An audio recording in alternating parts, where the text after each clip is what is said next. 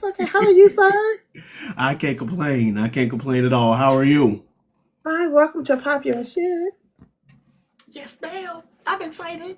I'm excited. I, Let's do you this. know what? I love your energy. So this handsome man sitting next to me, and tell your wife no offense.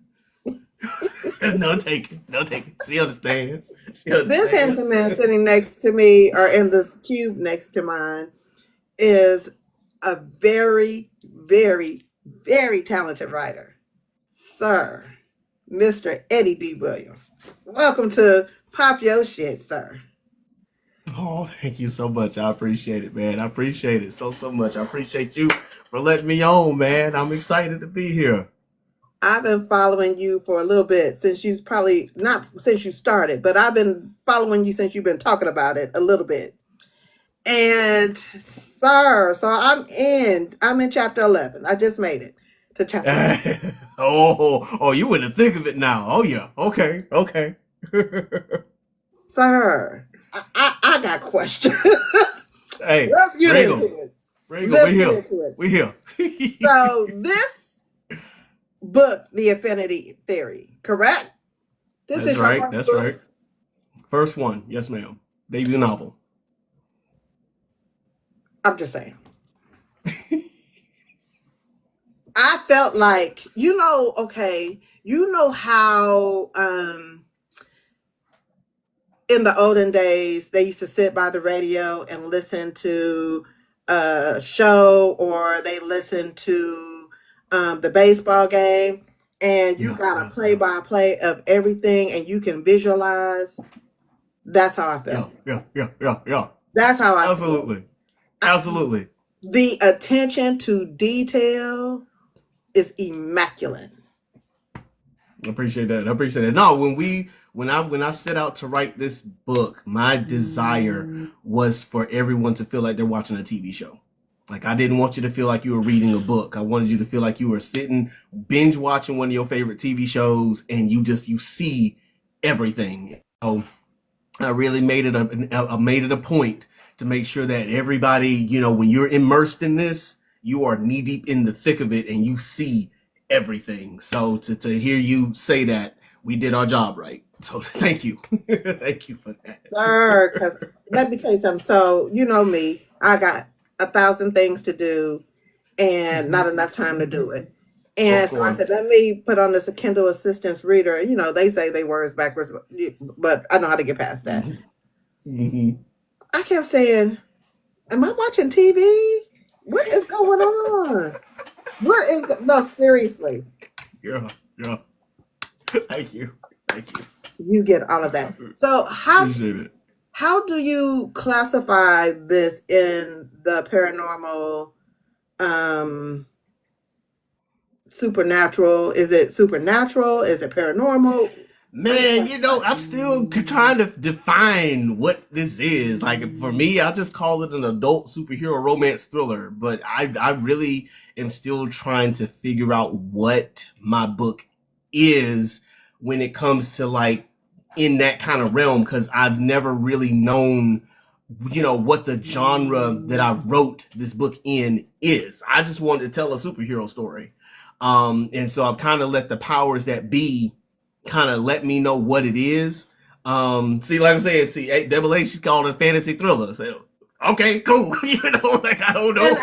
I like what, but you got to add romance to it because the spark is Right. flying between Simone. It's just delicious.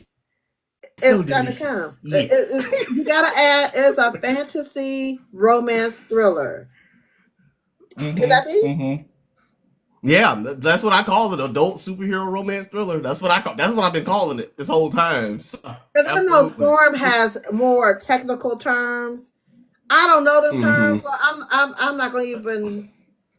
That's why I was I'm still asking learning as I you. go. That's why I've coined it an adult superhero romance thriller. If someone smarter than me can tell me what this is, I'm more than happy to make the adjustment because we got 8 more books to go. So it's not. So I'm still, got room to change it up. But I've been calling it an adult superhero romance thriller. since inception, and it's stuck. I mean, people have gravitated toward it as a result, and so unless someone tells me different, that's what we're going with. Well, job well done. Because I am in this thing. Not that I, I just, my time is all over the place.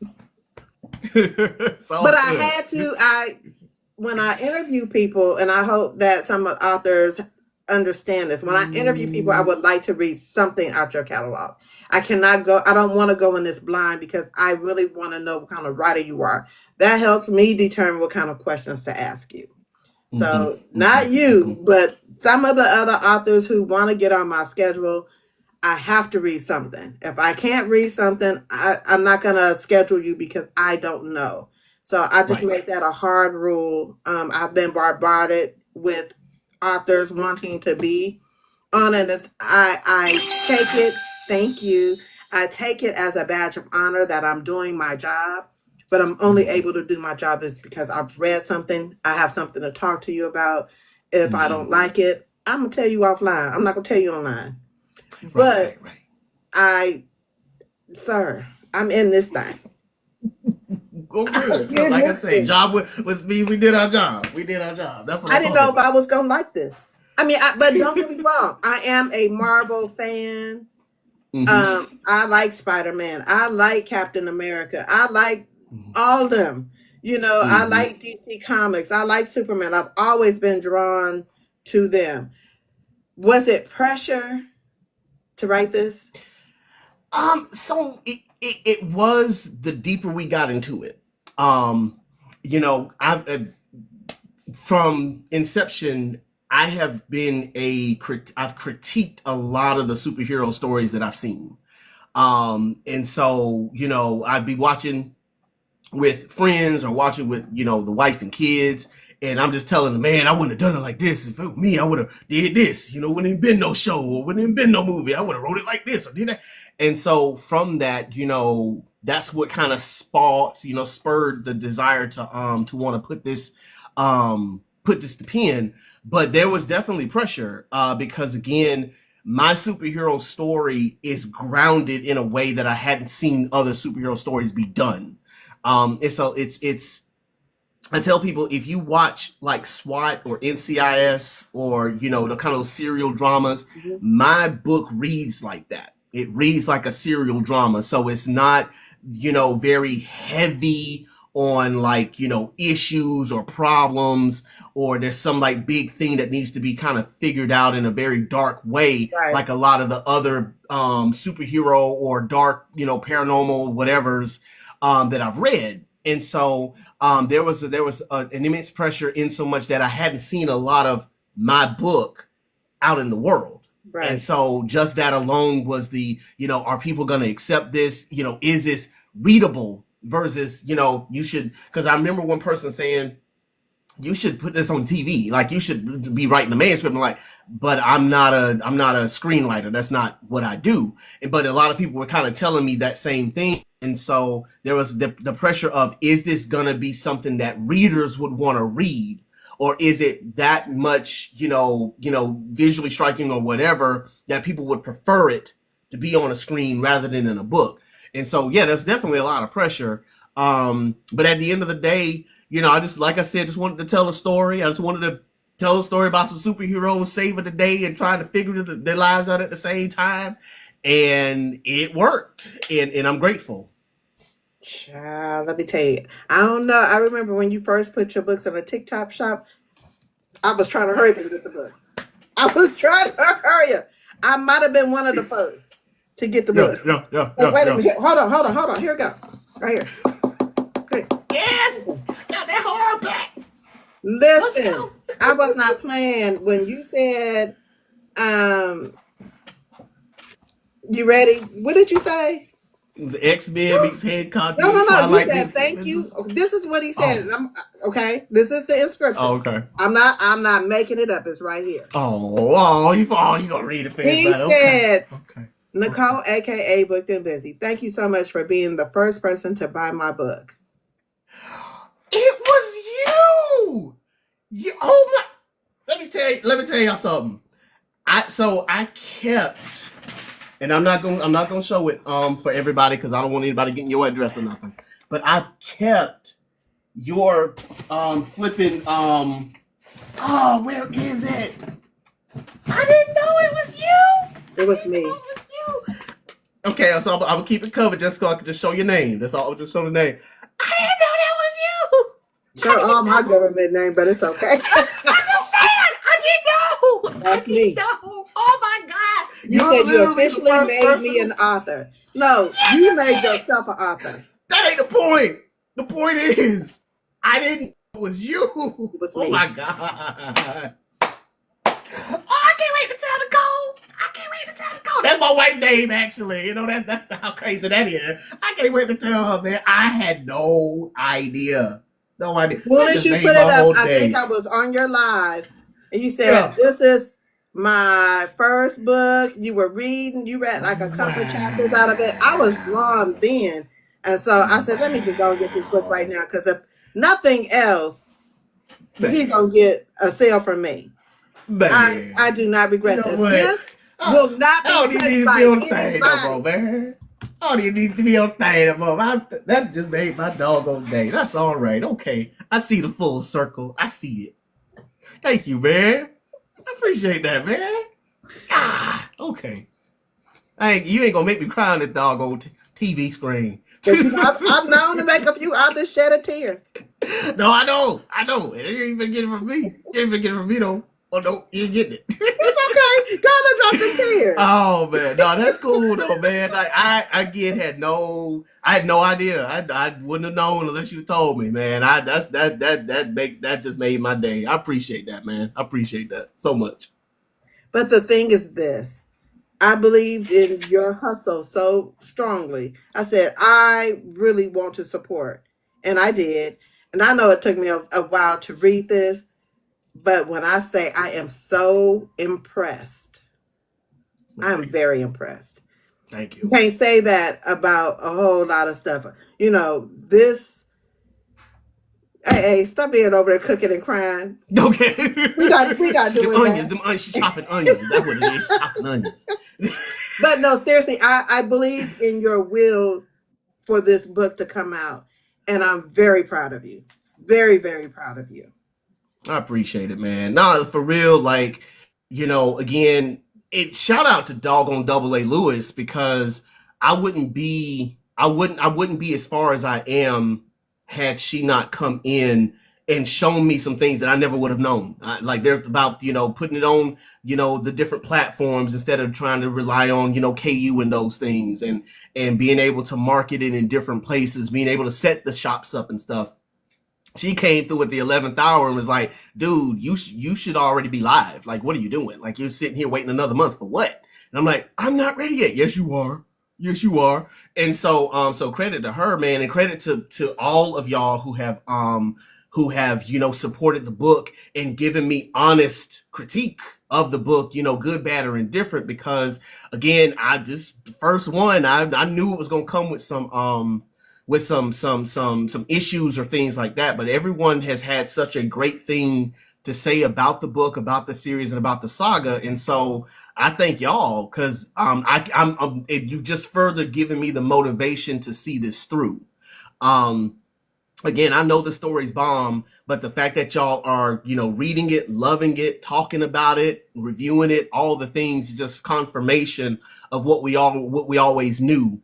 And so again, just gives further motivation to just keep pushing this thing forward. And I'm excited to see what becomes of it, man. Listen, you deserve all these accolades and to create a lane outside of Marvel, outside of DC, and saying, hey, a black man has created some superheroes too. Hey, a black man has this idea, and why do I feel like it's gonna go far? I just in my shanana, I feel it for you, and I mean that wholeheartedly. Yeah, I appreciate it. I accept it all. I accept it all. I appreciate it, Yeah. man. We like I said, we're gonna keep it going. We got one down, eight to go. One down, eight to go. We get to listen. So I hear book two is almost it's about done. Yes, yes. So we got a summertime release for book two. The manuscript is complete. We've already got we're getting going back and forth with with English Spark and them to get the cover exactly fitted right and everything. And once we have that finalized, we're gonna get ready for pre-orders, man. So yeah, we're already ready to go. Summertime is gonna be a great time. I'm Summertime is gonna be a excited for great you. time. I'm so Mm-hmm. excited for you. So, Oh. how long have you been working on book one? So book one, we started working on that September of 2021. And it was straight from a dare. A friend of mine, we were talking about, and I thought about this yesterday. It just came out the blue how this all came about. I was at the time, about September 2021. A best friend of mine and I, who worked together at the prison, were watching the show Titans, the DC show Titans on HBO Max, I know what that and is. I was listen, I was critiquing the heck out that show. That show made me so mad. I was so mad at that show. I was like, how y'all gonna do these people like this? And so Hmm. every week in the episode, I'm mad about this. I'm mad about this. I'm mad about this. I done did it like this. I done did it like that. And she was like, so why don't you write your own? Huh? Do what? You want me to do what? And she just would not stop. So you started writing yet? You started writing yet? You started writing yet? Fine, I will write something. And that's where it all started. September 2021. Just trying to, what do I want it to be and all those things. It all started from being mad at the Titans, man. I was mad at that whole show. And mad at how they kept doing my boy. I just was so mad at how they did Robin, man. Like, y'all can't get this man a happy. Can nobody ever be happy in these? Exactly. Oh, Exactly. but that's how it all started. So yeah, September 2021. So October of 24 made 3 years and about a month of putting everything together from conception all the way to the first book's release. And so yeah, 3 years. It's a long time, but well worth Yes, it. it is. Yes, it But well is. worth Yes, it. it is, man. I was Well, I did you want listen. to give up? So there was a time where I got stuck. I got stuck. Because again, I wasn't an author at the time. And so so at first there was a moment in time where it's like, I don't know if I really want to go through with this. But I started reading a book by James Clear called Atomic Habits. And one of the tenets of Atomic Habits, it stuck out to me, and I've been living by that code ever since. That you cannot focus on the end result, because by focusing on the end result, you will never actually do what you want to do. Instead, you got to focus on the little goals that you can control. And my big thought dream was, next JK, or next NK Jemison, or the next big one. And so when I read Atomic Habits and really got that under my belt, it helped me to recall in those moments where I got stuck. What can you control today? So okay, so chapter 15, ain't you in 15 ain't vibing right now. Let's go do some more character development, or let's go do some more plot analysis, or let's jump a chapter. You've already wrote the whole plot out. Let's go to chapter 17, go to chapter 18, a chapter like the back of your hand, and let's go write that. And then once you're done, let's see if we can go backward. And that helped me to keep going forward, because the way that I wrote the book out, the way that I journaled it, I'd actually written the book 4 times, between the synopsis, the original plot line, the chapter outlines, and then the chapters themselves. I'd written the book about 4 times before even going to the first, let's type it out. And so I knew enough of the story to where if I ever did get stuck somewhere, just getting away from the imposter syndrome and all this ain't never gonna be what I wanted to be, being able to say what can I control today, so that way for these next 5 to 10 minutes I can do something to push this story forward. So yeah, so there was a lot of imposter syndrome and a lot of I don't know if this gonna be, but at the end of the day, I wanted to see a book in my hands. And so that's what motivated me to get to the finish. And once I got that final book in my hand, and I was like, it was so worth it. So yeah, man. What did it feel like to first see your cover with your name on it? Oh man, listen. I was in a daze. I was in a daze. I waited till Nicole and the kids got home because I wanted us all to open it together. And when we looked at it, like Nikki took it from me. She took it from me because she just wanted to hold it herself. But it was a very surreal moment. Because again, I just never imagined. Had you told me this September 2021, you're gonna have a whole book that you've completed, I would have told anybody they were crazy because I just didn't know how to go about it, and how to get it done. And so to have it in my hands was a very surreal moment for me. And then as soon as I had it in my hands, I saw the flaws and I was like, no, we got to go back and fix this. I was like, no, this one ain't gonna work. We gotta fix this. Look at it. This too But dark. but you did it. Right, right. You did it. You did it. Like it's like I just had Oh a god. baby. Right, exactly, exactly. And it was a fantastic moment. In kind of like it's done, like it's finished. And so definitely was a grateful moment. That we had. And again, we were all bouncing off the walls. I think we, got Texas Roadhouse that night to celebrate and all those things. And so it was a very very surreal, worth it moment for us, and I could not have been a more excited about it. And then had to get out of that kind of perfectionism mode because like celebrate the moment, we'll fix it tomorrow, let's go celebrate Right. tonight. But it was a great moment, man. It was a great moment. I'm glad I was able to share it with everybody. Once everybody got home from school that day, so it was a good moment. It was a good moment. How do you feel your children feel about my dad is an author? Man, they want to read the books, so that's why I gotta go develop the kids version for them because they can't read my book. So I'm developing the kids version for them. But no, they were part of the process. To be honest with you, like they asked questions. There were times when I would be editing and I'd be like, I'm stuck on this and I don't know what to say for this. And they'd be like, maybe say it like this or maybe add this word. I have a playlist that I've created to, get my mood music whenever I'm writing a different book. They've brought songs to me, and said, I think this song go good with your book. I think this song go good. What do you think about this one? And so like maybe like 30-40% of the playlists that I play are songs that they picked. So And this so is they've been truly just a as much. family. Yeah, like they've been as much as a part of the process as I have. We're going to Atlanta for the Atlanta Black Expo on Sunday, and my wife and I were gonna go on our own. We told the kids, they were like, "No, no, you're not. You taking us with you?" I was like, Sir. "But you realize you gotta work, no, right? Like this ain't just us hanging out. Like they like and." Yes, we're going. And so yeah, man, they've been as much of our part of the process as I've been. Even my parents, they wanted to go, but because church obligations, they can't. But they wanted to be a part of it as well. And so yeah, man, it's been a whole thing. Nicole's making accommodations and making shirts and whatnot for us when we get up there, and she's been a part of it since day one.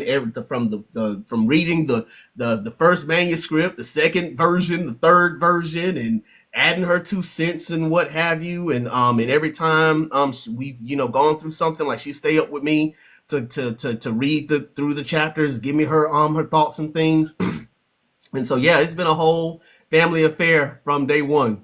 I love it. I love it. I love Yeah, that your kids get to see dad create something from nothing and then yeah. have this book and the Mm-hmm.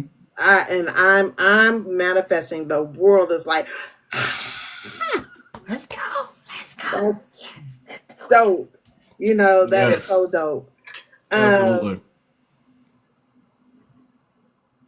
what does the writing process look like for you? Do you have to outline? Do you character development first? What is your process?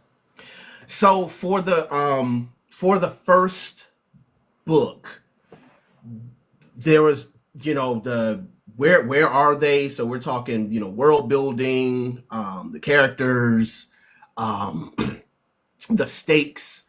and figuring out what the central themes are, that we want to weave throughout the book, and then from that space, then starting to build the general outline for the book. So my saga is a trilogy of trilogies, and every book's general premise is already, we know what's going to happen in book one, Right. 2, 3, 4, 5, 6, 7, 8, 9. And so we started that first. Like, where do we want this story to go? Where is its endpoint? And so with that, we then again just kind of broke it down. The plot line is the way of giving the bare bones of what's going to happen within it, and then from there, breaking down the chapters. Any like central elements in terms of like certain themes or certain ideas, we'll give those some life and give those some breath. And we'll do that in the midst of the writing process as we start going chapter by chapter. Each chapter has its own outline. And so, we try to make sure that each chapter, has exactly what we want to have in it. It will add more, add less as we go. But I tell you, I'm an outliner. Like, I will outline the heck out of something 50,000 times. And it helps to make sure that I have the story intact. In we're working on book four's manuscript right now, and I literally had to restart the whole thing, because where it's headed, Malcolm and Simone were yelling at me, like, bro, this ain't us. Like, from where we've been to where we are, you're sending us someplace we don't belong. And I'm like, but now I gotta start over. And they're like, and go back on back. Because this ain't us, and your readers are not gonna be happy how you taking the way you taking us right now. And so going back and having to revamping a lot of their story for book four, and having to go back a whole nother outline for that. And so, yeah, the outline is my thing. Like, if I ever feel like I'm stuck somewhere, I'll sit down with a journal or with my notepad or whatever, and I just start outlining stuff, as my way of kind of processing what is it that I'm seeing. And then once that first manuscript is finished, that's where we get to have fun. That's where I always say the hardest part is getting the first draft. But after that first draft, that's when we start to get to have the fun. Now we get to add the details, add more Easter eggs, add extra little this here and there. And so right now with book three, I'm having a lot of fun with book three, because that's where we're at right now with the edits. And so I'm in here adding stuff and put stuff in here, surprising myself. I forgot I put this in here. This is so dope. We got to add some more to this. And so I'm really in the fun space for that. Once we go through about maybe 2 rounds of edits, the first round is usually an expansion of everything. So we're really expanding on, the world build, the dialogue, all those things. And then that second edit is really just to clean things up, tighten things up, make sure that everything is the way that we want it to be. And then after that, this comes the alpha read, where we get about 2 or 3 people, read this, tell me what's wrong with it. Just tell me what's wrong with it. And I've been blessed enough to where people hadn't had much to say. I'm like, well, that's awesome. Thank you. I thought you would. Now, but I will say that first book though, they were brutal. That first book, people they were brutal and necessarily so. Because with the first book, the person was telling me I can't see it. So when you talk about getting all those details, that came from that person saying to me, I can't see your book. I don't. You're telling me a lot of things, but I don't see it. You're not showing And so I it. was right, exactly. And so I was like, okay, so let me go back and add some words, thinking about, if I'm trying to give this to agents, this is my first book. My book getting a little thick. I don't know if people gonna want this. So then the second person I sent it to, they said I can't feel it. I'm like, bruh, I can't keep adding words. These people not gonna want my books. But I had to go in and start adding all the feelings. And then the last person that I gave it to said, you are a therapist. If anybody knows how to do this, tell us what you're thinking, how you feel, and describe stuff, is you. This ain't it. I'm like, bruh, ain't no agent finna take this book. My book is 180,000 words. Like, I already took it to the editor. I asked them to cut it down by 30,000. They cut it by 300. Now you asked me to add 5,000 more words. But we did what needed to be done, and that's how we ended up with what we have. And so, but that's the process for me. I take it through an editor, the alpha and the beta reads to make sure everything is where it needs to be before we get it to you guys. Because again, we want it to be a completed story and not something that just came flying off the shelves. Which is why again it's surprising to me how fast we're able to move from book one to book two, but also shows the level of growth that I've had as a writer to be able to get it out faster because of all the notes that I'm taking from book one that were carried over into book two. Now the notes from book two we're gonna carry over into book three to try to produce these things much faster, but still making sure we're telling a good story. You have a question in the chat. I know you have 8 books to write, but do you think you'll write more after the Affinity? So what had happened was I was talking to Stephanie over at Books and Bounty, and she started giving me some ideas, and I was like, okay. So there are a couple of spinoffs that I'm kind of formulating right now that are in the world of Euretha and Uri City. A couple of spinoffs there, and I want to tell a good cop story. Um, Nadine Matheson, she wrote The Jigsaw Man, The Binding Room, and The Kill List. It's the Detective Angelica Henley saga, and she's an author based out of the UK. And man, like you talking about somebody who like grips you and won't let you go. That chick, that beautiful writing.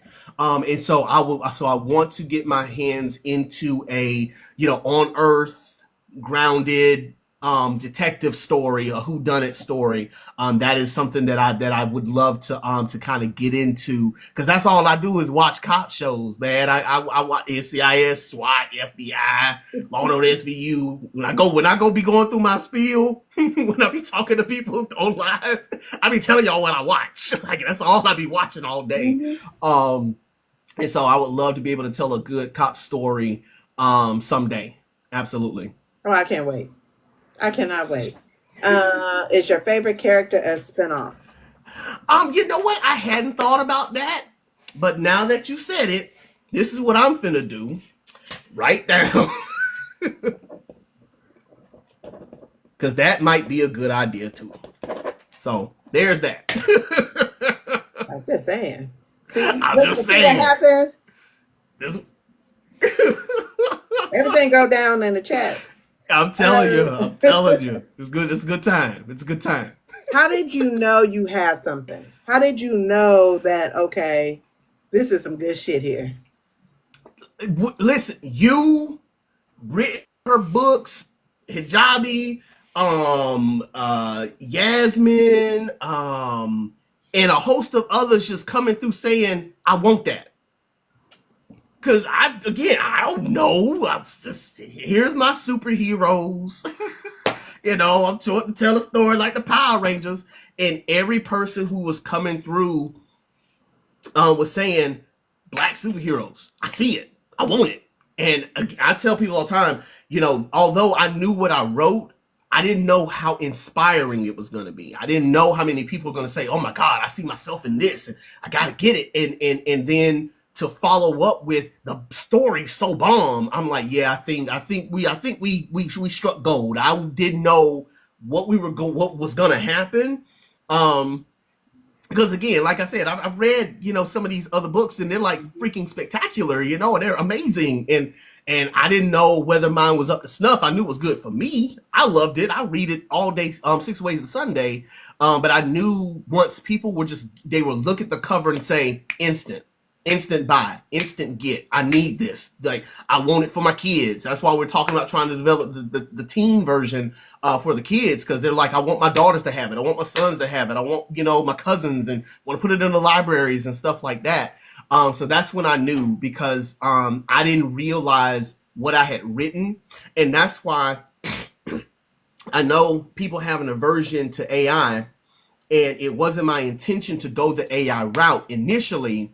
But in order for the story to be put out in time, because we had already set the date, this is when it's coming out, and to make sure that people knew what my book was, we ended up having to scrap what my book cover person had already done, and that took all my coins. It took all my coins. The coins I had, I got. And so again, going the AI route was able to give us, this is what this book is. Mm-hmm. It's a superhero story. And so again, people just being able to just instantly identify, this is exactly what it is. It's a Black Power Rangers. It's the Black X-Men. It's all the superhero tales that we've seen of old, and it's us. And so that's how I knew. I was like, yeah, we're on to something here, because people were just identifying with it so rapidly, that we knew then, like, if they get their hands in this book and they just go to page one and buckle up, they're gonna have such a great time. And that's what people kept saying. I could not stop reading it. I had one person, just last week, for instance, she said to me, she said on her page, she said, if I go to hell, it's Eddie D. Wright's fault. I'm in church right now, and I'm pretending to read the scriptures when I'm reading his book, because I started it last night, and I said, listen, I ain't trying to get between the Lord and you, so I don't know how to take this. I don't know if it's a compliment or a problem. I'm screaming. That is crazy. Listen, listen. Talk about, I started reading it last night. I shouldn't have started reading it last night, because now I'm here up in this church Reading pretending to your read the book scripture. when she need to be focused on the Lord. Moses on the Lord. I That's showed it to but my. that to me is the ultimate. Um, That's what I'm saying. And that's so, the I went and ultimate. showed it to my mama. I went and showed it to my mom, because she's the first lady. And she bust out laughing and said, I understand, because that's how I was when I read your book. I'm over here like, I'm supposed to be doing devotion time with Jesus, but I can't put your book down. I'm like, I didn't. Hey, listen, that's where you were going. But thank you. Thank you for the compliment. I Listen, appreciate it. you have a Yeah, question in the man. chat. How far in the process for the teen version? So the teen version, we're actually almost done. Again, all we needed to do was take out about maybe like 40-50% of the cussing, and then take that the spicy scene, and the spicy scene that comes in later in the book, and just tame it down. To where it reads more like, some of the typical novels, that some typical YA novels that have some of those love scenes in them. So we're about almost finished with it. And so probably, like, say, mid March to early April, we'll be ready to put it on the various sites for everybody to be able to get. So again, yeah, it didn't take long at all to pare it down, because after talking with Stephanie, she said, yeah, about the only thing you need to do, just take the cuss words out, take that scene and dumb it down, and then you got gold to make it a true YA, because there's no gore in my book like that. Like, we ain't out here showing the blood and guts, and all that kind of coming out and stuff. But Um, how genius is that? I'm just saying. How It's genius brilliance. to It's have two brilliance. books, the same book, one for teenagers and one for adults. I'm How just saying. genius is that? Again, I just want to tell a superhero story. But did you It's think that magic. this would be your life? I listen. All I'm gonna say is, if I can get out of doing my day job, I'd be the happiest clam on earth. Because all I do is tell stories. Even in doing my day job, I tell stories. Like, this is what I've been doing my whole freaking life. Been telling stories since I was 5 years old. Nah, bump that. Since I was 4 years old, and my grandmother put me in the choir stand talking about sing this song to this church. That's all I've been doing, is telling stories. I've been telling stories to my friends, been telling stories with my cousins. We go play Power Rangers in the backyard, making up all these stories, beating up Rita and the Putty Patrol, playing American Gladiators, combining Days of Our Lives because we want to stay up because we didn't want to take no nap. So we got to go watch the stories with my grandpa. And so we were listening to Days of Our Lives, Young and the Restless. So we know all about some Victor Newman and, Jack Abbott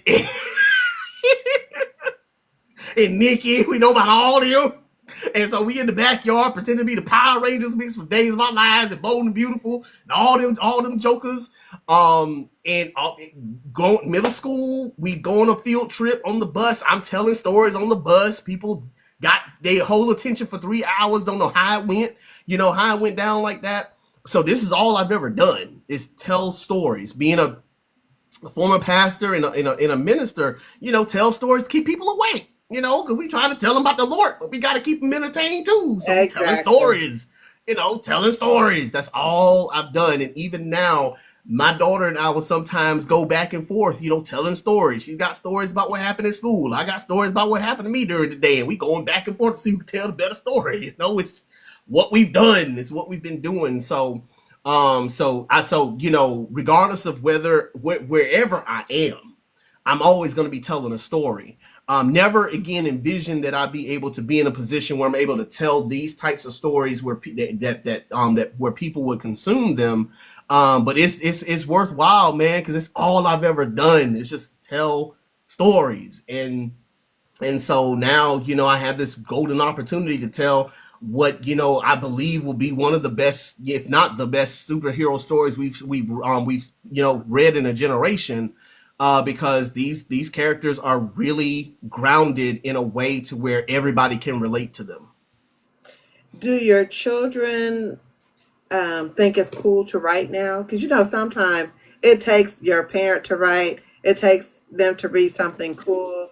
Because we grow up in this society, and you're geeky if you like to read, or you or you wear glasses, or you like tech. You're geeky.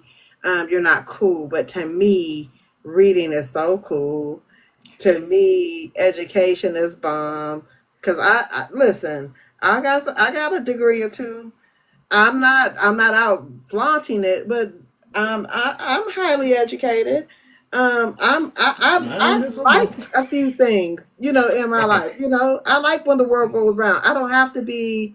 I mean, don't get me wrong. I like being in the streets. I like a good urban street book, but I also am a fan of superheroes. I am a fan of Marvel. I am a fan of DC. So there's that. But do you see your daughter? Because she's telling stories. You see her as a Oh, writer? 100%, 100%. As I was doing book one, she saw what I was doing. Sitting there at the laptop going ham, and sure enough, here she comes. I got a story. I'm like, oh, do you now? And what is it about? And so going through, she's asking questions about, does this word go here? Does this word go there? How do you do periods? How do you do quotation marks? The whole thing. And so my youngest daughter, like she loves already telling stories. So she's trying to figure out how to craft it and going kind of through the rigmarole of the process of actually getting a story told. My oldest, she don't care. She don't care. She don't care one bit.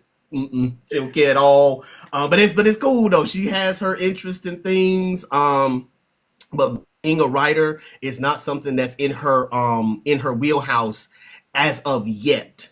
And I say that so simply because like she has kind of a Midas touch where everything she does turns to gold. So it's a matter of just kind of get her to focus on what is Right, her thing. right. But yeah, no, my youngest man, that's the creative one. I feel like at some point, like we gonna end up taking her up under my wing whenever she really starts to dig into it a little bit more and helping her to make her dreams come true too. So you see her as a young author before. I mean, yeah, if she want it bad enough, I'm here. It's like I tell anybody who's talking to me, like, because we don't gatekeep, we got the system, like we got Right. it in place. all you got to do is just work the steps at this point. Like I'm, talking to people and consulting with them all the time and telling them, this is the route I took. You don't have to take it, but if you have any questions, this is how you get it done. And so it's just a matter of you just taking the resources. Because I somebody had to tell me what to do. Double A Lewis had to tell me, half of what I know now. And so again, we got all this information. We got the system in place. And so it's just simply a matter of, if you want it bad enough, here's all the information you need to make it happen. That's it. That's it. Um, I have inquiring minds want to know, outside of your book, who's your favorite superhero? Oh man. So Captain America, Steve Rogers first, but then Sam Wilson came along, and Sam Wilson came along, and that Joker done supplanted him by a whole. Like, I can't wait till till Saturday when we go see his movie, Brave New World. But no, Captain America has always been my favorite hero, in terms of like what he represents. Um, he represents he represents the best of us, the best of humanity, and always striving to do what's right, even if it cost him something. When Civil War came out, and we got to see, how, we got to sometimes make the right decision when everyone's telling us to do wrong, or when they're telling us to go a different route. We got to take it a different direction. I was like, dude, that's what I always go through in life. Like, I'm always trying to tell people, we can't go this way. This is not the way. And they're like, nah, but we got to anyway. And I'm like, no one ever listens to me. And so Captain America's always been kind of like my favorite hero in terms of what he represents. He's always going to do what's right, even when it's inconvenient. And in the times that we live in right now, I feel like a lot of us are going to have to make a very difficult choice, if not choices, in order to stand up for what's right. And so Captain America's always been my favorite superhero, just because of what he symbolizes.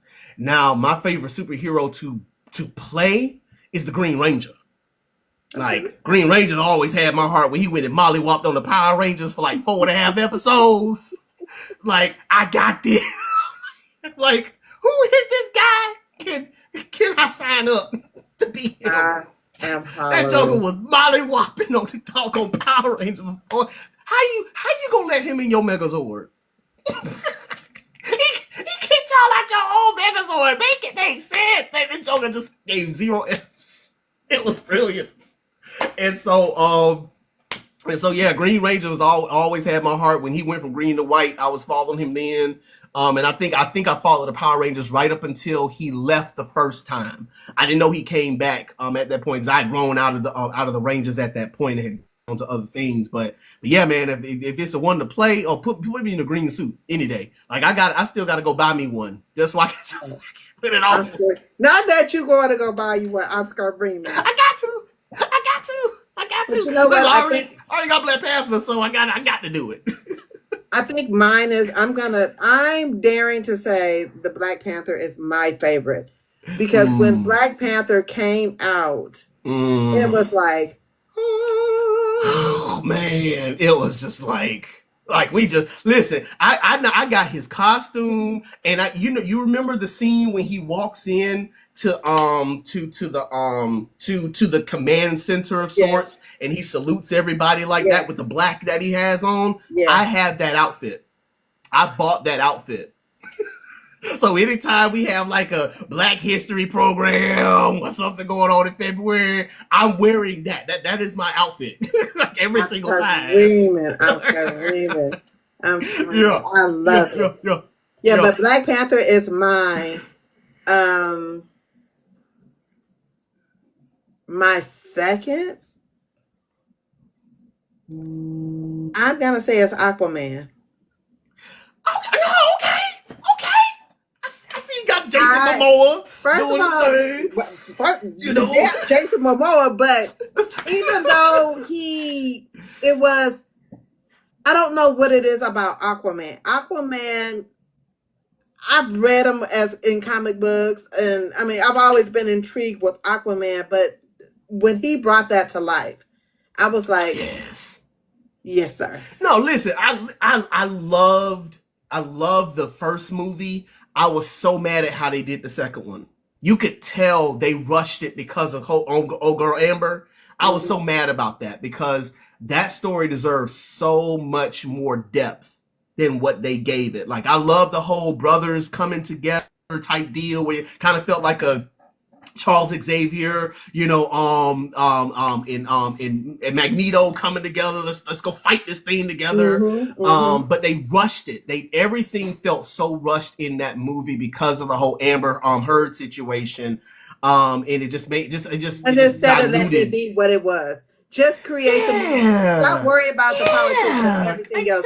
She's exactly, already man. I'm secured like, this role. We already bro, know her in this role. Just let it be. yes, let it be. Just tell the story. Just Tell like the I'm flipping pissed off story. about Kang. Why you That had to bring that man, up? Why you huh? had to bring that up? Because it was, I'm oh my, listen, when Loki, when they finished see and he was showing up with all his folk, I was like, it's about to be crazy. And then they just like it never even happened. I'm like, you know what? I can't stand none of y'all right now. We had a good thing going, and you let this little situation. Y'all could at least change them out or something, because y'all we do it all the time. You did it with all the Don Cheadle. time. They Did it with Don changed. Cheadle. Wait a minute. They changed Terrence Howard to Don Cheadle. Yes. They don't look nothing alike. No, nothing alike. And we understood the assignment and moved on. Like we didn't sit here. Oh my God, he's not Terrence. No, we understood the assignment. That is Bucky. I'm not Bucky. That's Rhodey right now. Cool. We locked in. Keep the party going. We're not so out of our minds to where if you make a character switch or an actor No, switch that we gonna go ballistic. we recognize it. I'm saying, We recognize it. Not everybody might not understand it, but man, we okay. I'm recognize it. like, come on, bro. Like, man, it's like we got this. But We still, intelligent it was enough. what it was, and the franchise still went on. Don't get rid of the character because of they foolishness they got going on. Figure it out. But Exactly. that Figure pissed it me off. out. You Figure act it like I didn't know nothing out. about. Listen, I told you I was a fan. No. I mean, we're here. This is what made it. And listen, and it made me so mad. And I know this is a hot take, but I I die, and I will unalive on this hill. I feel like, although I understand what they were doing, Wakanda Forever was a missed opportunity because T'Challa's story was not done by any stretch of the imagination. And the fact that they did what they did with that story, I felt like that was kind of the crumbling of what the MCU was. Because by all accounts, T'Challa, the character, was supposed to become like the new Tony Stark from how things were going. Like he's the new billionaire, got all the tech, can do no wrong, that sort of deal. And now you have that whole storyline just gone. And the only way to even try to bring it back is to do something with the multiverse, but that's a cop out at this point. Like no, I his don't agree story. with you. I don't agree with you. Let me tell you Oh, why I don't. No. It's go not far ahead. off. No, just hear me out. Okay, okay. I think that now that T'Challa has a son, when Well, they come yes, out, when yes, they come out, and yes. whoever is gonna play young Mm-hmm. T'Challa, it will Mm-hmm. then be back to where it needs. Ryan Coogler is not dumb, Right, and I kind of felt that. We felt that when he named him, right? right? And so it's like, so I get it, And so for me, I'm again, it's I wasn't ready to let go. So maybe this is a grieving moment for me. I wasn't ready. I wasn't ready to let go because I saw so Me much neither. But I mean, what can potential. you do with the man he going on to glory? I know, I And know, he played the hell out of that character. I know, and can't nobody Ryan, I agree replace with you. him. He made the Black Panther, but I'm not saying that it has to go. All I'm saying is they're Yeah, gonna have to recreate the T'Challa I legacy. know. Yeah, and I think, and again, that's why I feel like it was. I feel like it was a missed opportunity of sorts. And so I don't think there was any way to handle it other than how they did it when it's all said and done. They should have Because the left the only other mama alive. Why would they do that? Why would they do that to Angela Bassett? Why of all would the they things do that got that? her, of all the Sir, things that got her, of all the things, it was water. y'all didn't know. Y'all didn't know that I knew anything about because I stay in them damn urban streets. And I like all the foolishness and the mayhem of what be going on. I didn't know nothing about Margaret. That scene made me so mad. I was like, you know what? I don't care no more. Do And I'm what you mad that want the to Black do. Widow was gone. What the hell was And, that? and again, I understood. I No, I don't understood understand. in terms of the rules. I understood, but I was so mad at the pairing because I knew it was gonna be one of them. One of them's gonna have to go because that's the rules. One of them's gotta go, and so it frustrated the mess out of me that that was the pair that went because that let me know then one of my favorite characters gonna leave because I love both of them. Both of them are human. All the an arrow that can shoot in some, an assassin. Like that's all they are, and they've been mollywopping for 15,000 movies. And so it was one of those decisions where it's like, bro, did y'all really have to do this to them? Like y'all couldn't pick nobody else to go get that stone. Nobody else. Nope. Somebody we don't care about. Please. Like No. why? But I do Why? think that they need to revitalize with Iron Man's daughter. It needs to be Mm-hmm. Iron Woman. They need to revitalize with T'Challa. I can't. You know what I'm trying to say.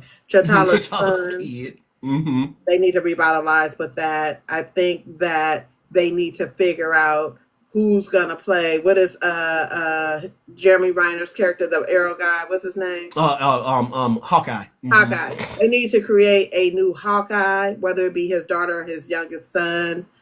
I Mm-hmm. think it's time to revitalize this universe because Yeah. these characters are getting older.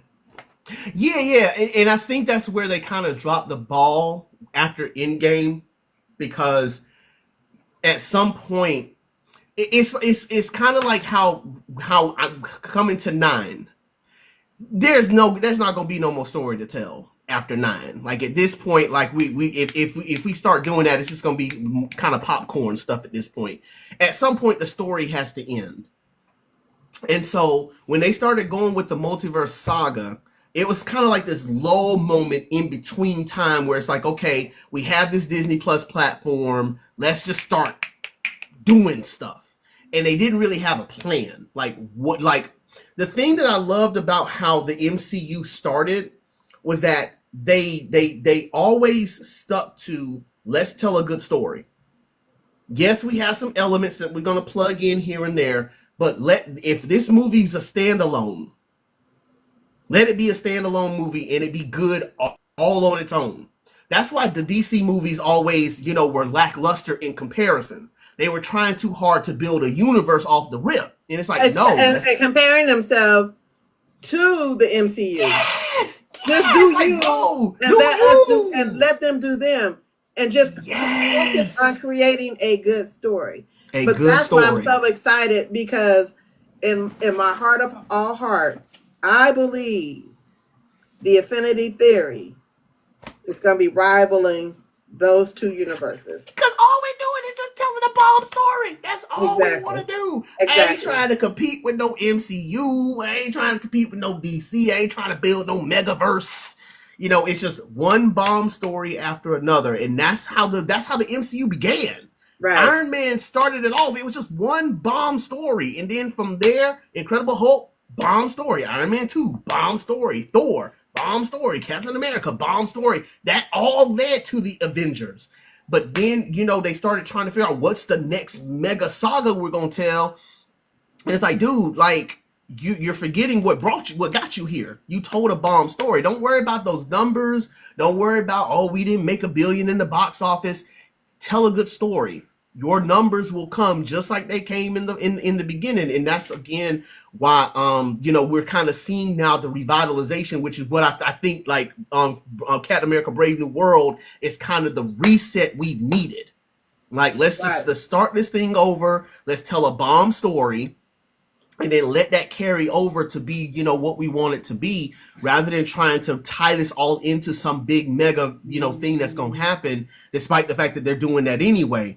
And so yeah, man, no, Affinity Theory. That's what listen, Affinity Theory is one of those tales where we've caught lightning in a bottle, and we gonna strike while the iron's hot to keep telling this story the way that we want to, because again, that's all I wanted to do.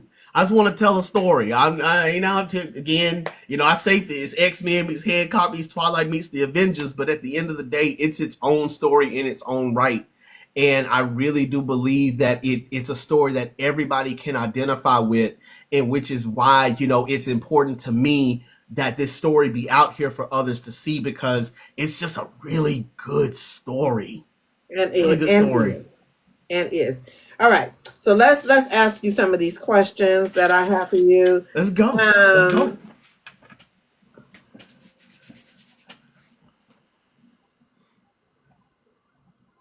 Um, which character do you identify best with? All of them. And the reason being is because when I started writing this story, I was in the midst of an existential crisis. I was right in the thick of it. And so every character in this story is an offshoot of me in some way, shape, or form. Even the villain is an offshoot of me. Somebody asked me yesterday, how do I most identify with the villain? And I tell everyone the villain is who I would be if I could get away with what I wanted to get away with. Ooh. And so every character in there is an offshoot of me. So I identify with them all. Most people would probably call me the main character, Malcolm, because, good do-gooder, all that type of stuff. But I mean, there's a little bit of Simone in me. There's a little bit of Malaysia in me, Duncan, Alexia, Daisy, Carl, even, the director. It got a little bit of me in there. Again, the boss, it got a little bit of me in there.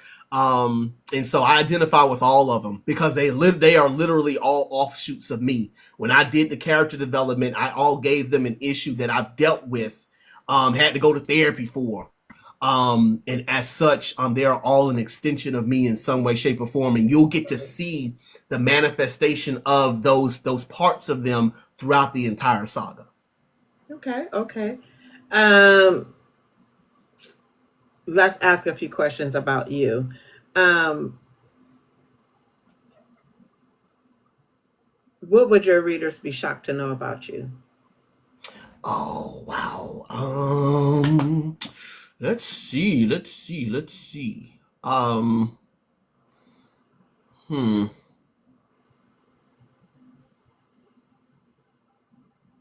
So back in senior year of high school through sophomore year of college, I was a street dancer. Kind of street dancer.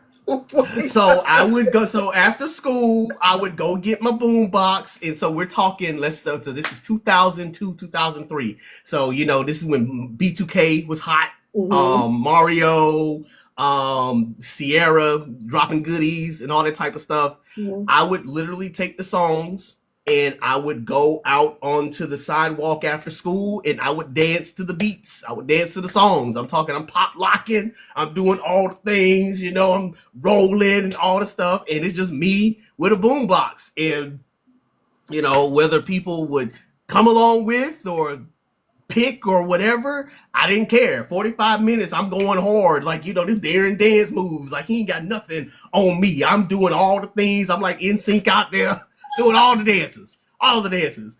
And, and I carried that over to fam with the FAMU. That, they got the set on fam. And after a certain class, like about 3 or 4 o'clock, I was have my little boom box, plug it in. I'm on the set doing the same thing, pop locking, dancing, coming up with dance moves. Got whole routines I'm coming up with. Had a friend of mine who tried it in with me, but I was going too hard in the paint. He couldn't keep up, so I went solo, just doing the thing, doing it all by myself. And I wish to the high heaven that I would have said yes what do they call themselves? I think it's the strike team. They asked me if I would come dance with them, and I turned them down. And it was the dumbest decision I ever made because they ended up going to ABDC on MTV. And they were on that show, and they made it to I think they made it like 3 or 4 rounds on the show. And I'm like, bruh, that was my opportunity. That was my moment. But that was not your opportunity. I know it wasn't at the It was not your opportunity. Your opportunity is coming right now. Well, clearly it is now. But I was mad then because I was doing all they moves. I'm critiquing like y'all should have did this. Y'all should have. You know what? You your critiques it's going to be an alignment of me. I'm hollering. That is funny. Yeah, man. So I was there for 3 years. Going hard. So you went to FAMU. Yes, so I went to undergrad for architectural studies at FAMU, and I did 4 years there. It was a great time. I didn't know how great of a time it was.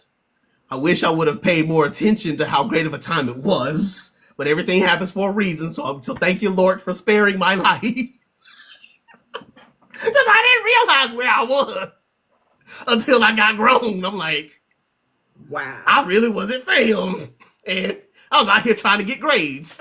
Trying to get grades. But you know what? Further my education. But I'm an HBCU grad too.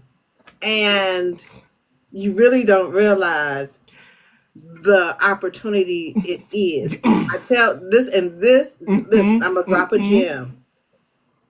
There is nothing like an HBCU. Nothing. The education is what you make it. The parties is partying. I traveled more from living in Louisiana than I did in my whole, well, I'm not saying my whole life, but I'm just saying I did more once I realized the opportunities that I had. Right. And that's what I'm saying. Like if I really would have honed in on what was going, where I was and the opportunities that I had, my life trajectory would probably be slightly different. Only because I knew junior year being an architect was not what I wanted, but I had the wrong people in my ear. And so my trajectory probably would have been fast tracked maybe 2 years, but I don't regret anything at this point because everything that's happened, I wouldn't have it any other way. But I remember having that pivotal conversation with my counselor saying I don't think this it, and got to talking. Oh, but you're gonna make so much money, and I was like, oh yeah, you're right. And so life trajectory would have been so different for me, but I'm grateful nonetheless for everything. And like I said, if I'd have known then what I know now, oh, what a time it would have been. And it's sad that with this climate that we're living in, that it may be wiped away. I know. For good. I know. And my daughter went to Grambling. I went to Grambling. Mm-hmm. My daughter went to Grambling. My son was like, the hell with all of y'all.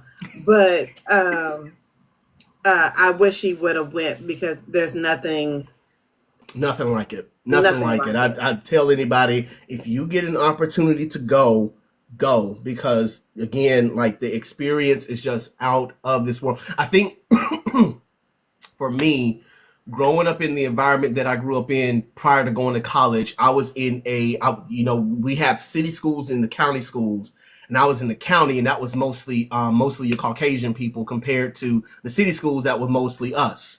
And so I didn't know what it felt like to be, immersed And so I had kind of a stereotypical experience of what it was like to be us, because I was in all of the advanced classes, the smart classes, and the people that I would normally rock with never got to see them.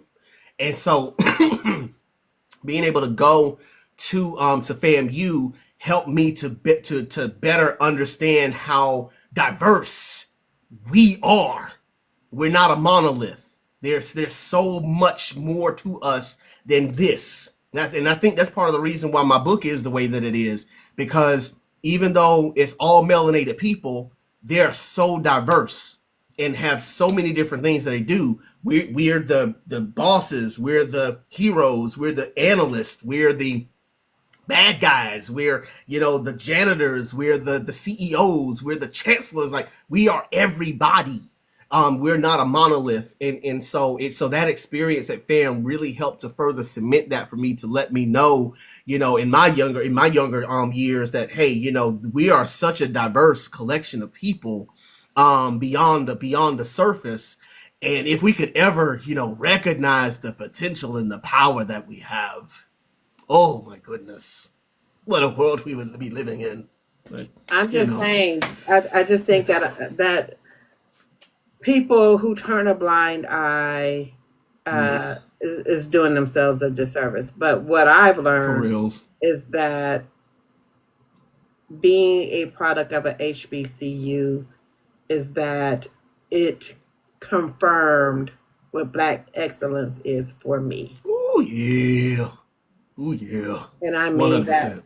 I mean that Black excellence is a thing.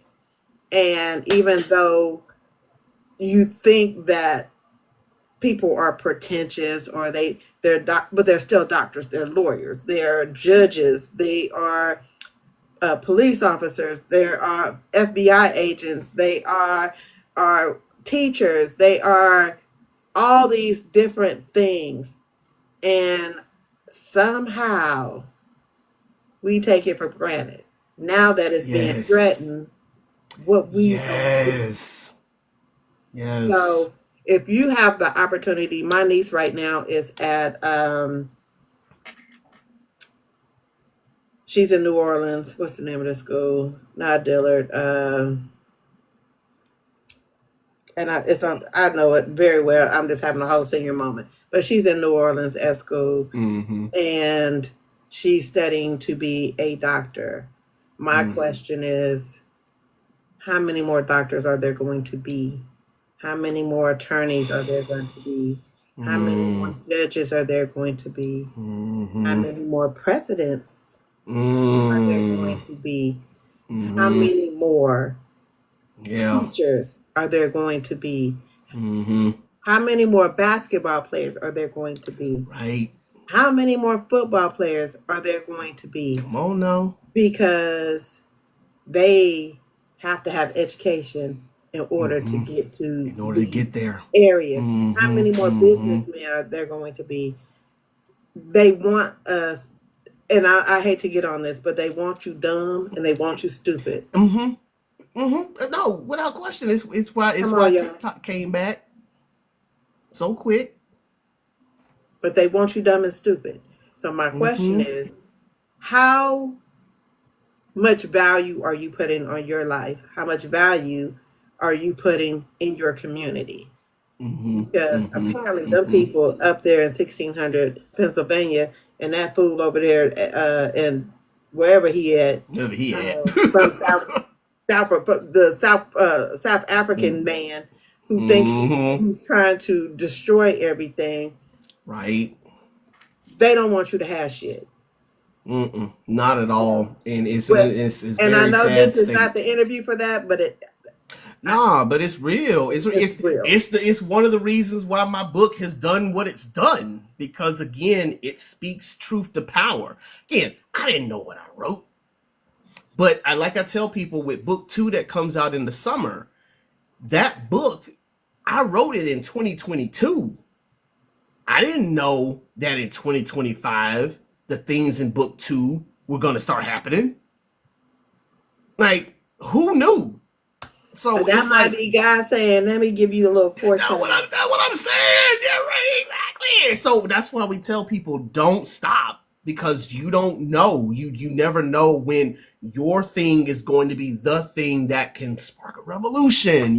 Can give somebody inspiration. Can be someone's saving grace. Like you just never know. So if you feel the inspiration to do something, don't stop. Keep going no matter what the obstacles are. If there's breath in your body, you have an opportunity to get whatever you have and been inspired to do done. Because again, you don't know. Like I said, I wrote book 2, started writing book 2 in 2022, finished it in 2023. Like I had no idea how relevant the book was going to be in 2025. Like it just everything's kind of fell in place. Y'all gonna think I wrote the book in November after the And election. no, Like that's this has been a few years in the making. yeah, So, absolutely. And so again, yeah. that's why we tell people no, be inspired, because now more than ever, they I tell this to my clients all the time. Those who are trying to advocate for themselves, I tell them people are always going to try to silence you in some way, shape, or form, because they want you to conform to what they want you to be. So if you don't learn how to advocate for yourself and reclaim your voice, you are further giving them permission to silence you. Ooh. May not be able to say Message. it. I'm just saying. You may not be able to say it the way that you want to say it, but you still got to find a way to get it out. Because if you don't, they're going to further find ways to silence what we're doing. And so again, it may not be the way that we want it to be right now. And again, for the vast majority of us, we did our part to try to make it where this stuff didn't go down. But we are where we are now. And so while we are 98 hot and got every right to be, and don't say nothing to me. You didn't do your part, don't say nothing to me. But but as long as you have breath in your body, what can you do to ensure that the next generation recognizes their worth? Because if we don't tell them, can't depend on them.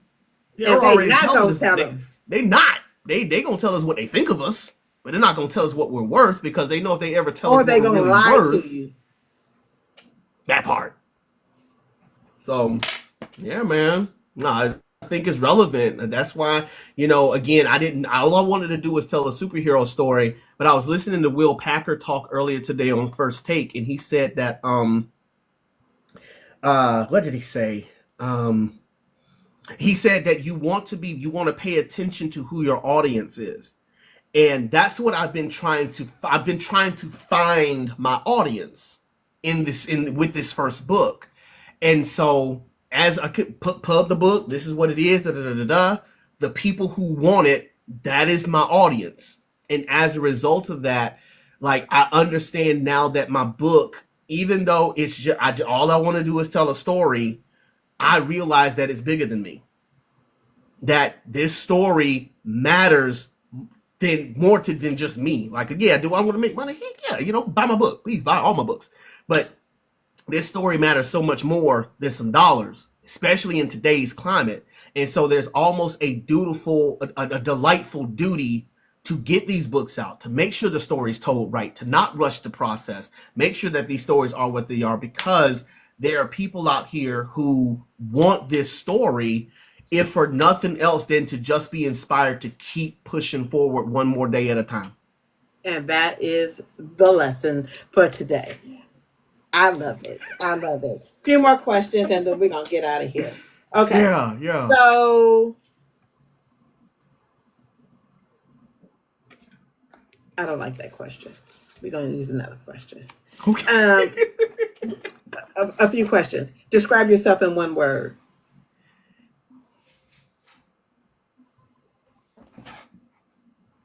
I got one. Go ahead. Joyful. Enthusiastic. Baby. I got it. I got it. I got one. Yeah. Yeah. uh, um, Full of joy. Full of joy, joyful. I love that. But I love that because a lot of people Yeah. need, we need so much more joy in this world. Yeah, we do. It's crazy. Name something that everybody loves but you hate. Hmm.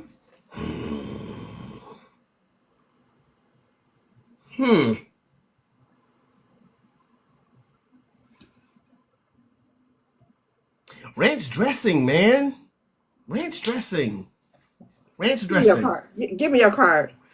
I'm sorry, man. Listen. Give me your black card. Listen. Give Listen. me your black card. And as a 1A, banana pudding. I can't do I don't it. like banana pudding either, but give me your black card. I don't like bananas. Oh, man. Listen. It's not that I don't like listen. banana pudding. I don't like bananas. But give me your black card with the ranch.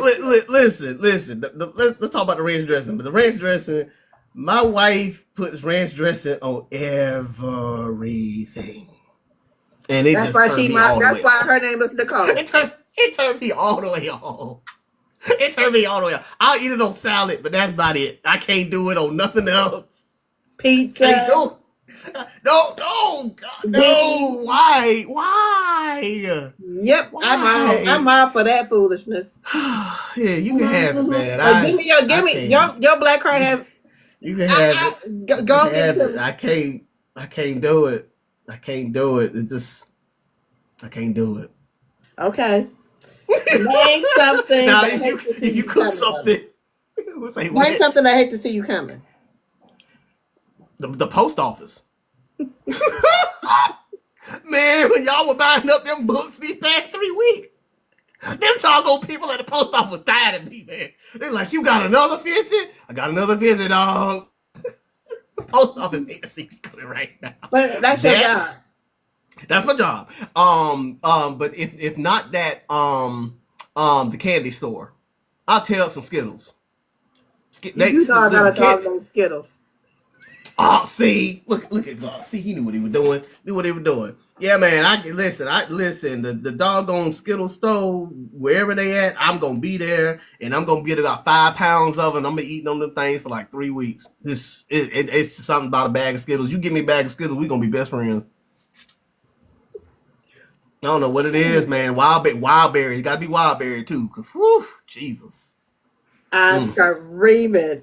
Okay, fill in the blank. Blank is life. Love is life. Love Okay. is life, man. Love is life. Like you ain't got life, you ain't got love in it, man. I was telling the client that earlier today. I said, the one thing I'm appreciative of in my life is the people that love me for me. And when you got people in your life that love you for you and you love them for them, that's a life worth living. Had this guy, he came in and he was talking to me, and he said that he felt like his life was absolutely meaningless. Mm-hmm. And I was like, dude, meaningless? Like you got nothing to live?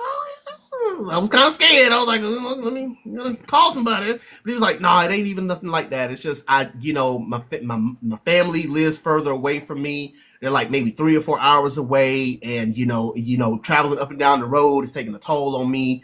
And so I told him, like, dude, you need to go home. You need to find a way to get home, because that's where your heart's at. That's where your life is at. Yeah. Like your family's there. You come home to an empty house every day. You don't have all that's working that you've done. You ain't got no one to share it with.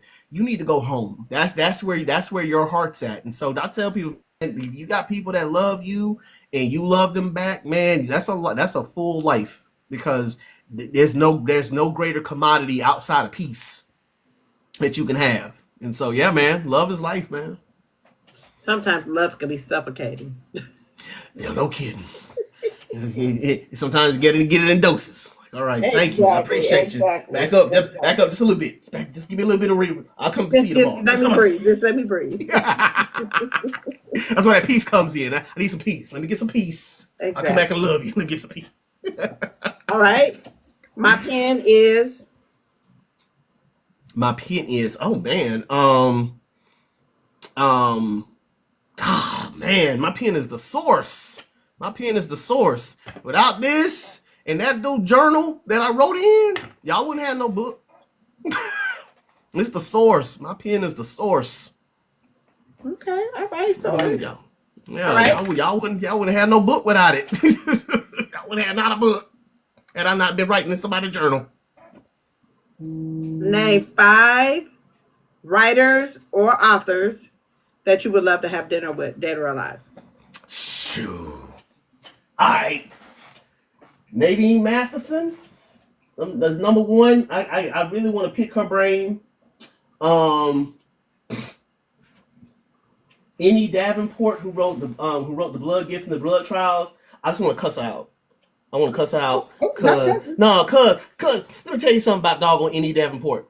She created the most hated good guy I've ever experienced in my life. I could not stand her protagonist, and I read both books. Okay, She okay. wrote a really good.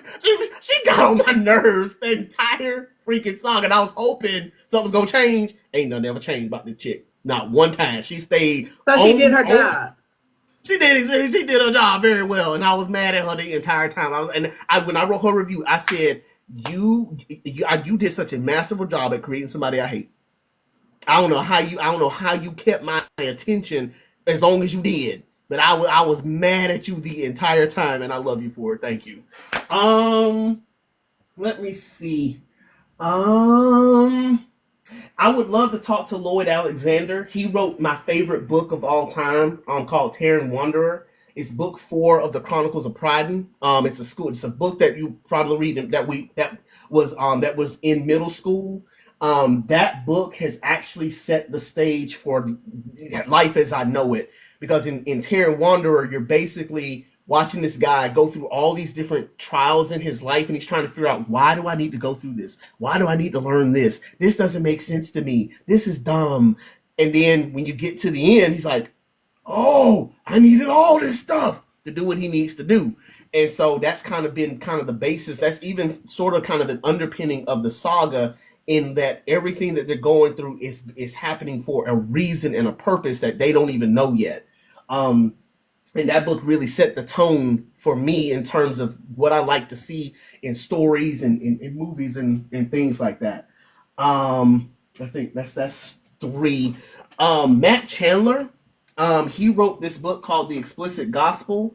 And that book literally changed my life. It changed my whole outlook on Christianity. Um, and it helped me to understand for the first time what the gospel was. I've been preaching the gospel for 10 years and didn't know what it was until I read that book. I was like, oh, this is what we're supposed to be preaching? I ain't preached that. That is not what I was preaching. And so I would love to just meet him, just to talk to him, tell him thank you.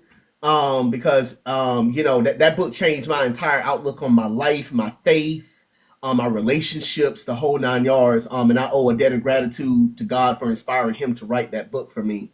Well, not for me, but just to write the book in general. And then shoot. Um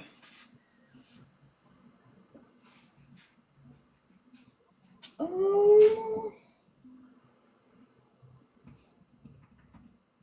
I would probably say, just because I want to understand the transition that they're making from author to screenwriter, Mm-hmm. I want to talk to Ladarian Williams. Okay. Just because, not necessarily because I still got to read his book, because when I first tried to read it, it was off putting because I got to get used to the language in terms of how it's written, and I wasn't ready for that. And so now that I got a better understanding, like I can go back in and kind of and read it a little bit better. But I would love to hear his story, outside of the social media things that he's put on and put out, because I know he shared a lot of information on his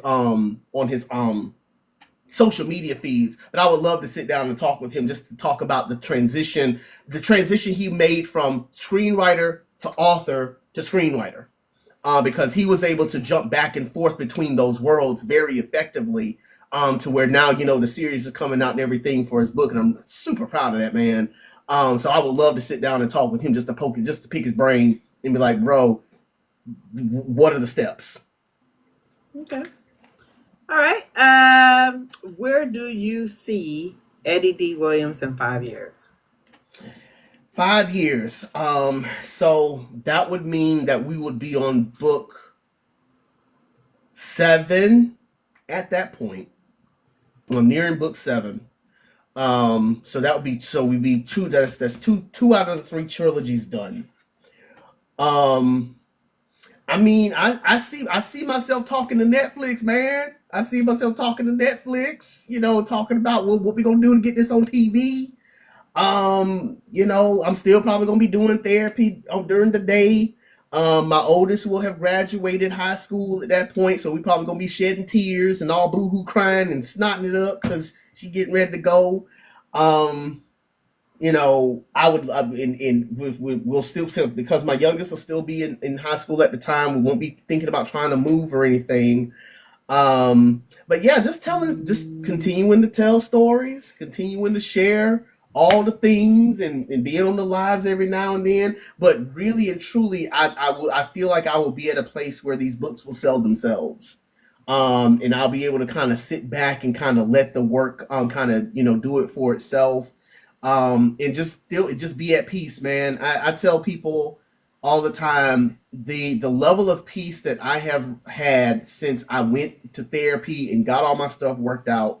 I have never felt this long extended period of peace in my life, despite any problems or issues that have arisen.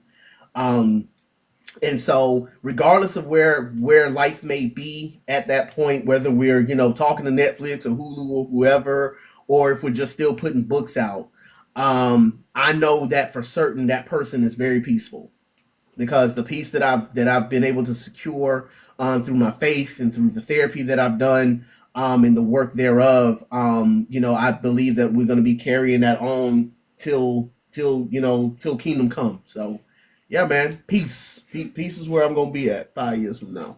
I love that. I love that. Um, what advice do you have for others? Take your time. Take your time. Cannot stress this enough. I did not think book 1 was going to be out in 2024. I was giving it 2026, man. I didn't think we were going to be ready at all, let alone being able to release 2 books in less than a year. Take your time.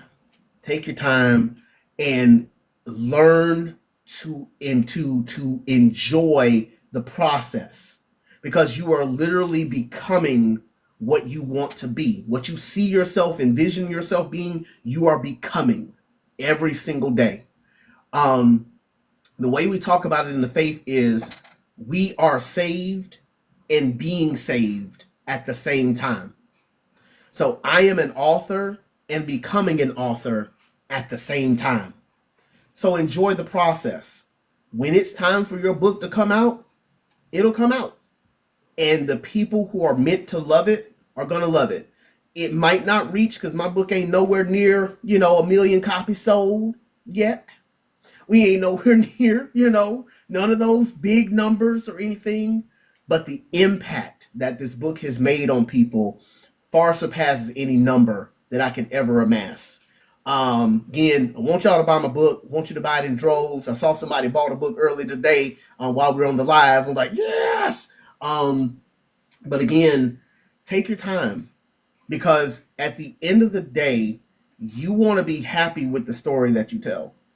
If you're not Absolutely. happy with it, your people gonna know it. Like I tell people all the time, I'm happy to be out here in these TikTok streets trying to push books, and that's because I believe in the story. I believe in this, and I love this, and so when you love it, the people will know. And so take your time. Rome ain't built in a day. And ask all the questions you need answered to polish your book. Recognize who the gatekeepers are. Leave them alone. Come find us who ain't gatekeeping, cause we gonna tell it. There's enough room out here for all of us to shine in this big old sky. Right. And so there's no reason why you can't get the information you need to be the kind of author that you want to be. And so don't hesitate to ask questions. don't hesitate to hit me up in my DMs. I tell people all the time, my DMs are wide open. And in that, learn to appreciate the journey that you're on, because once you out here in these streets and people know that you done wrote something, the ones who want it, they're gonna ask for it. And that's when you're gonna know that you've done something worthwhile. So take your time, man. Enjoy the process. Um, any shout outs before you pop your shit, sir? Man, listen. I ain't got too many people to shout out. I ain't finna name no name, cause I mean, I'm missing somebody. So I'll say it like this: to every person since my friend Booked and Busy bought a book, cause I ain't even know she was the first one. So ever since she bought the first one, but including her too, I want to thank each and every last one of y'all, because again, I knew my book was bomb, but y'all are the confirmation.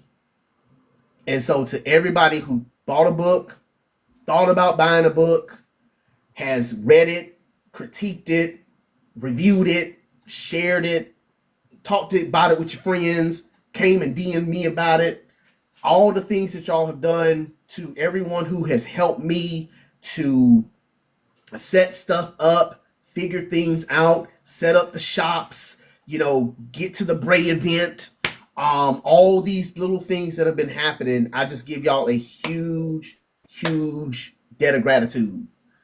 Because again, I would not be where I am today if not for y'all confirming what we already knew. So I appreciate every last one of y'all who've let me on your platforms and let me talk my head off, because all I do is talk all day. Interviews, all the things, man, all the lives. Again, I just cannot thank y'all enough for all that you guys have done for me. And like I said, buckle up, hold on tight. One book down, 8 books to go. We got a long series ahead of us. And I promise y'all, when y'all finish every book, you're going to be mad as fire, because the next book ain't out yet.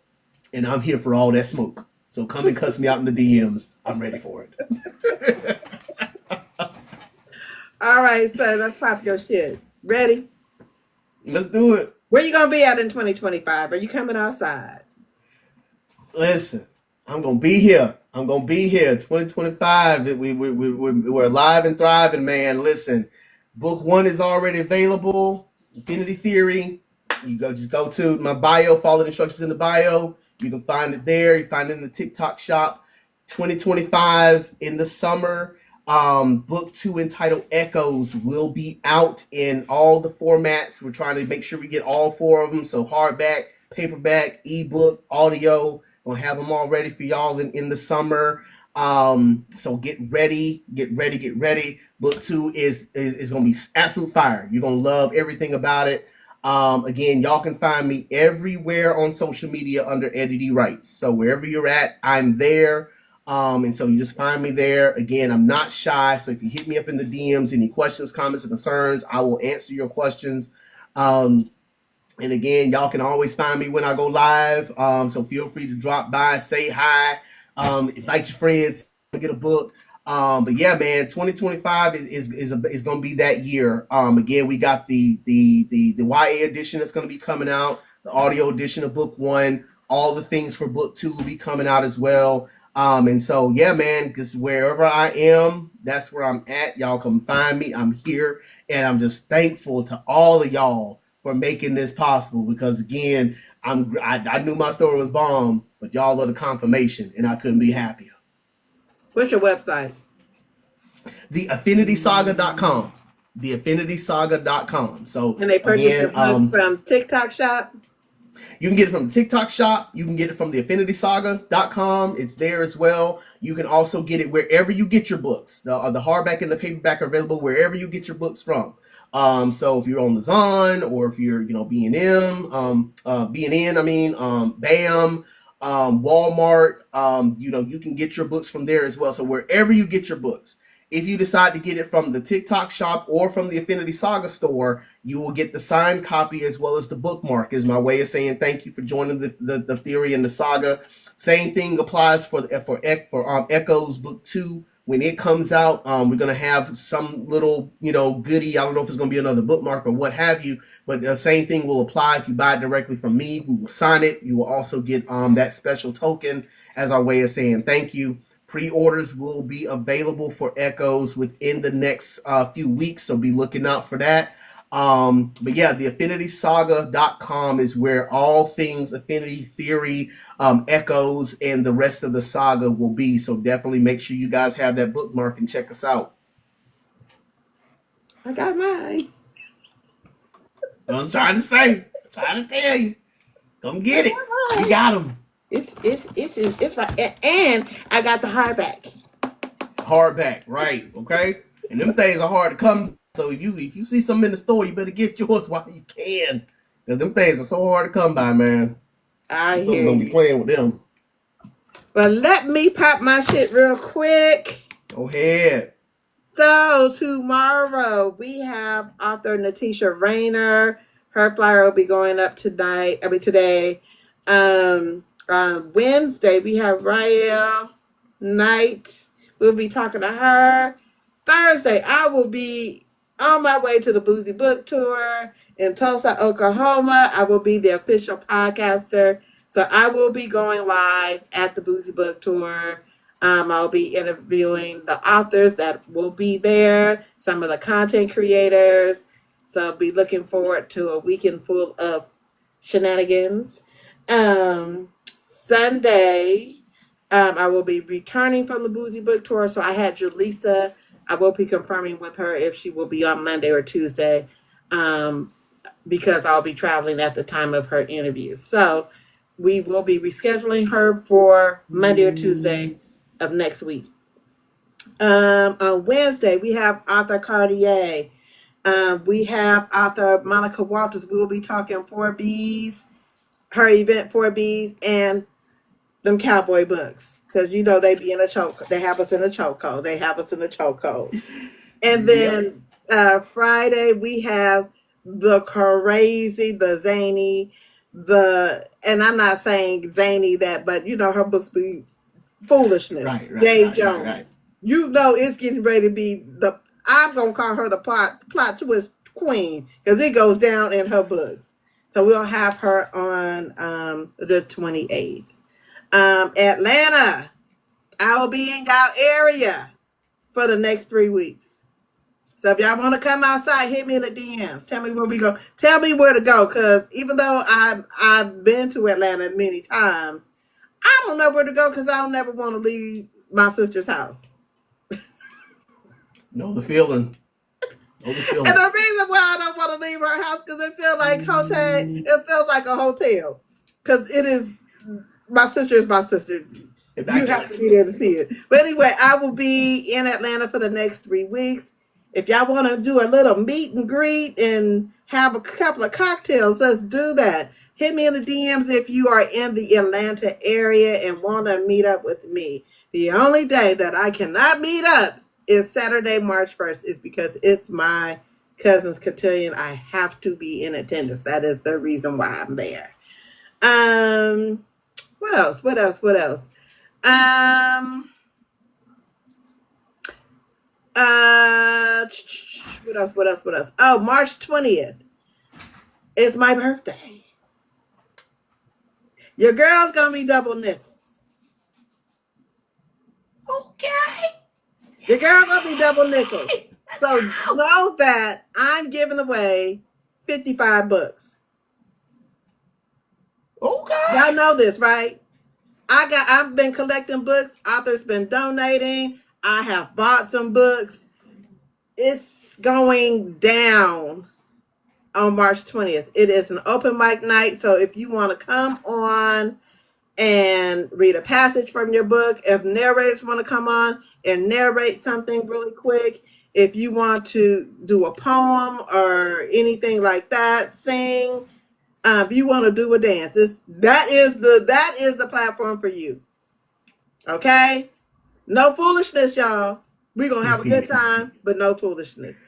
But in the midst of all of that, I will be giving away 55 books. Some are series, like I'm giving away a whole series. I'm giving away an author's whole collection to one lucky Noise. person.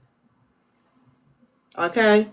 So you have that. So next week I'll be Boozy Book Tour. I'll be in Atlanta. My birthday is March 20th. Oh, and March 13th through the 16th, I will be in Mesquite, Texas at the Four B's event for Monica Walters' Bulls, Boots, Books, and Bling. Something scary. Noise. So I will be there. I will be there to be a reader. I'm not working. I'm trying to see all the authors that are going to be there. So I'm super duper excited about that. I think that's all the events I have going on for right now. Make sure that you follow my YouTube channel. I know I am behind. I've had life been lifing, y'all. Life has been lifing. But I promise you, I am working hard to get the interviews that I have done in the last 2 weeks up on my YouTube channel. They will be in its entirety. I will get them up hopefully before I get to Boozy Book Tour. Anything else? Oh, make sure that you follow my link tree. My website is on my link tree. And that's it. That's it for me. That's awesome. That's awesome. Busy, booked and busy. Listen, trying to figure out how to make this coin to make it right. Trying to make sure I'm helping people. The goal of the Pop Your Shit is for authors, content creators, narrators, editors, anybody in this book industry who is making waves in this industry, is to highlight you. This is not about me making a coin, because guess what? I don't make a coin. This is my time. This is my dollar. It's just me. So authors, just give me a little grace. I will get you guys scheduled. My calendar is closed until the end of, or mid to end March. And then I will be opening up my calendar. I will be reaching out to you to schedule something. But I do have a waiting list. So just know that. So be patient with me. If I don't get to you in your time, I'm sorry, but I only got what I got. So, but I appreciate you all for wanting to be on this podcast. I am very, very appreciative of it. I don't take it lightly at all. So that's it for me today. Thank you so much, Eddie, for coming on. Tell your wife, tell the children I said hey, because I feel like they're family at this point. Hey. Yeah. Good luck. I cannot wait for book 2. This will not be the last time you're on here. Fantastic. Would have it any other way. Okay. And do know, I was number 1. Not just playing. You was. No, for real. I'm joking. I'm being facetious. No, you ain't. Because it's the truth. That's why I wrote it in the book. You were number 1. Therefore, let it be known and let everybody know. I'm joking. But this is serious. Seriously, this is absolutely a wonderful story. If you like Marvel, if you like DC, if you like any kind of comic book superhero type thing, when I tell you, it's like listening to the radio and your favorite show is on and you know exactly what's going on, or you are sitting watching it but it's in your mind. It plays like a movie. This book is absolutely brilliant. This writer right here is absolutely brilliant. And thank you so much for being on my podcast. Thank you so much for having me. Y'all go get you a copy if you ain't got one. Again, run, don't walk. Get you a copy of my adult superhero romance thriller, The Infinity Theory, book 1. It's a fantasy. A. Lewis said fantasy romance thriller. Fantasy romance thriller. That's it. That's it. So get your copy. I will see you guys tomorrow night with Natisha Rayner. And y'all have a good night. Happy reading. Happy reading. Take care. Bye.